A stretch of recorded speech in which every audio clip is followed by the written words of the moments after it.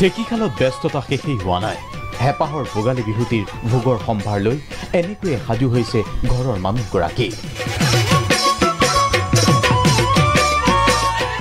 জীয়ৰী বোৱাৰী সকলো ব্যস্ত আহলত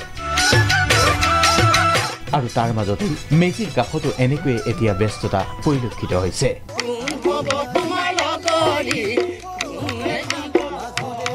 কাৰণ এয়া যে হেপাহৰ ভোগৰ উৎসৱ ভোগালী এয়া তিনিচুকীয়াৰ লাইনা গাঁৱৰ দৃশ্য ভেলাঘৰৰ কাষলৈ আহি এনেকৈয়ে আনন্দ উৎসৱ কৰিছে এইসকল জীয়ৰী বোৱাৰীয়ে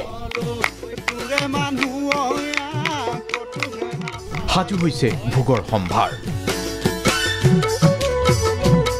উৰুকাৰ নিশা বুলিয়ে এসাঁজ খোৱাৰ প্ৰস্তুতিৰে এনেকৈয়ে তেজপুৰত পৰিলক্ষিত হৈছে দিনৰ প্ৰায় ব্যস্ততা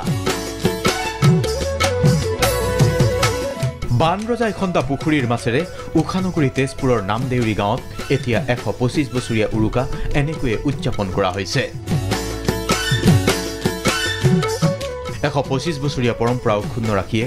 একেলগে এসাঁজ খোৱাৰ আয়োজনত ব্যস্ত সকলো বঙাইগাঁৱত আকৌ এনেকৈয়ে নৃত্যৰত এইসকল জীয়ৰী বোৱাৰী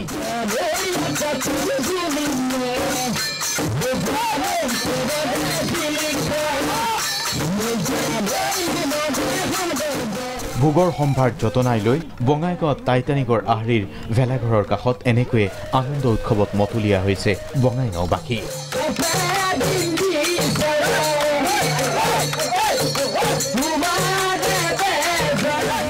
কেৱল ইমানেই নহয় পুৱাৰে প্ৰায় বিধে বিধে মাছ মাংস অথবা অন্যান্য খাদ্য সম্ভাৰ যতনাই ভোগালীৰ ভোগৰ প্ৰস্তুতিত ব্যস্ত ৰাজ্যবাসী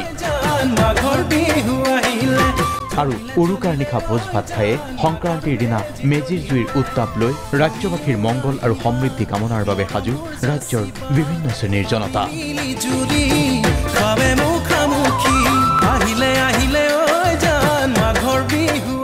উৎসৱৰ এক মধু আলোড়নত এতিয়া হেপাহৰ ভোগালী বিহুটিক লৈ এনেকৈয়ে ব্যস্ত হৈ পৰিছে অসম আৰু অসমীয়া